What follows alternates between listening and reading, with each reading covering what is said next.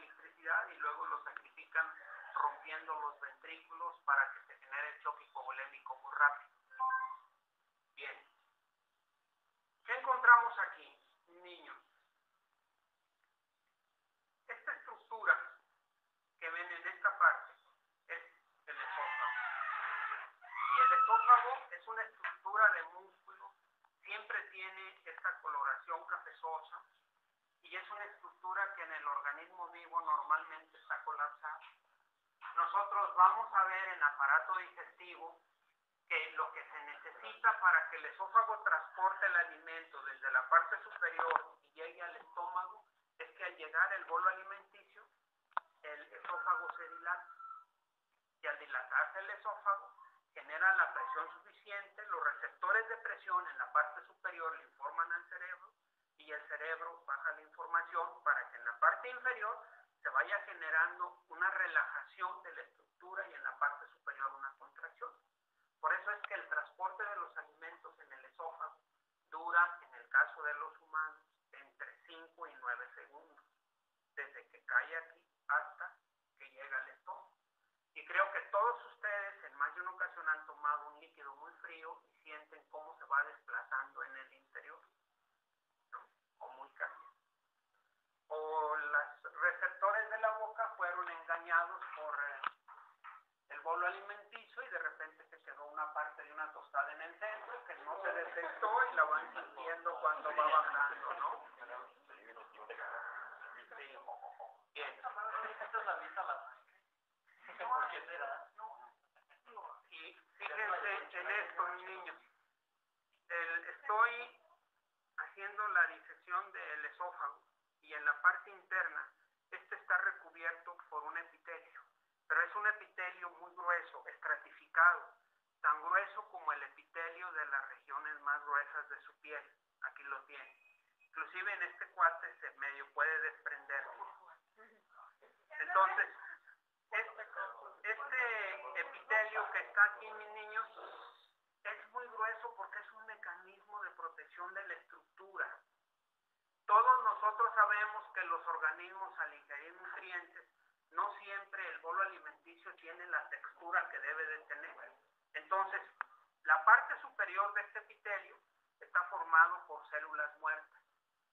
Y por lo tanto, al ir pasando aquí, no daña la estructura. Cuando el bolo alimenticio tiene algunos contenidos que dañan la estructura, entonces no es posible que las células muertas separen esto. Como esto está colapsado, entonces van dañando las partes internas. Lo que ustedes llaman agruras vienen siendo un mecanismo de regurgitación en donde el contenido del estómago, que siempre tiene pH ácido, alcanza una parte del esófago que ya no puede ser protegido por un anillo que tiene la misma estructura. Y ese pH ácido lesiona este epitelio. Bien. Hay otras estructuras, pero las vamos a dejar para cuando veamos algo más de aparatos respiratorios. Miren.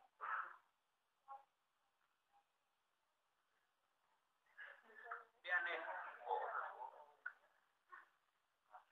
Esto que ustedes están viendo, jovencitos, pertenece a la aorta. Esta es la cara inferior de la aorta. Y si ustedes se fijan, tiene estos orificios. Estos orificios tienen que ver con nutrir la pared de la aorta. Las arterias no pueden tomar los nutrientes a partir del flujo sanguíneo, porque la velocidad de la sangre aquí es muy alta y no permite el proceso de difusión. De tal forma que las propias arterias tienen que tener estas estructuras que se llaman los vasos de los vasos, o que en la fisiología los van a encontrar con el nombre de vasa vasorum. Y estas estructuras entran y se ramifican en el interior.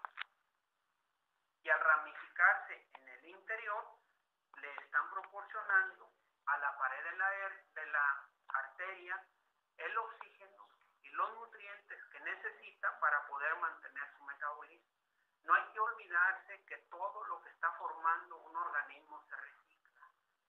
tiene un ciclo de vida, todo tiene un tiempo, lo que está ahorita después ya no está. Por eso los organismos necesitan comer y a partir de los nutrientes es que elaboran sus productos. Esta coloración amarillenta de la arteria aorta, muchachos, tiene que ver con la proteína que se llama elastina. La elastina es una proteína elaborada por fibroblastos y es lo que permite la dilatación del sistema arterial. Y nosotros hemos dicho, el ventrículo izquierdo se contrae, obliga a que la sangre entre aquí y entonces la arteria se dilata. Y la dilatación de la arteria es gracias a la elastina, pero se comporta como cuerpo elástico, lo que les enseñaron en física. Ya no está la fuerza deformante, entonces tiende a regresar a su lugar. Y cuando tiende a regresar a su lugar, entonces empuja la sangre a través del sistema arterial. La sangre en el sistema, no se vaya a caer, ten cuidado, ya estás durmiendo, no se vaya a caer. Yo que la quiero proteger. Bueno, entonces el sistema arterial así maneja la sangre, ¿no? Y recuérdense ustedes que las arterias transmiten ese movimiento hacia todas las demás partes, hacia todas. Voy a entrar al corazón, miren. Mis niños, vean esto. ¿Es más o menos del tamaño? ¿Del tuyo, sí? Es que hace ratito dijo. ¿Cuánto pesa? 80. Miren, mis niños, esto que está aquí, estas son las aurículas, estas que están aquí. Y estos son los ventrículos. Las aurículas tienen una pared muy delgada, los ventrículos tienen una pared muy gruesa. Y nosotros sabemos que en los cordados superiores, y por ejemplo en ustedes, cuando este corazón estuviera en el interior del organismo, entonces aquí afuera en la cavidad torácica hay una presión negativa con relación a la presión en el interior de las aurículas. En el interior de las aurículas podemos pensar que la presión es 0. Y acá en el exterior, mis niños, es -4. Cuando las aurículas se contraen, entonces la dilatación de las aurículas se debe generalmente no a la relajación del músculo, sino a la presión negativa que está en el interior de la caja torácica y que prácticamente jala la pared de las aurículas y al jalar la pared de las aurículas abre las válvulas tricúspides de los sistemas venosos. Prácticamente succiona la sangre de los sistemas venosos hasta que no se vuelven a llenar. Inclusive hay un esquema por ahí en la fisiología de Guyton muy bonito, en donde la presión va de -5 a +8, que son las presiones internas y externas y que tienen que ver con el llenado de las aurículas, ¿no?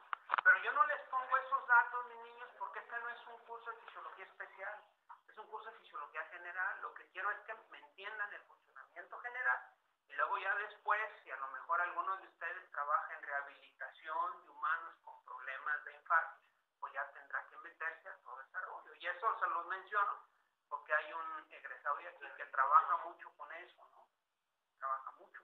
Entonces él necesita un profundo conocimiento de lo que vendría siendo esto. Miren, voy a abrir una aurícula para que vean que su pared es muy delgada y aparte de que es una pared, bueno,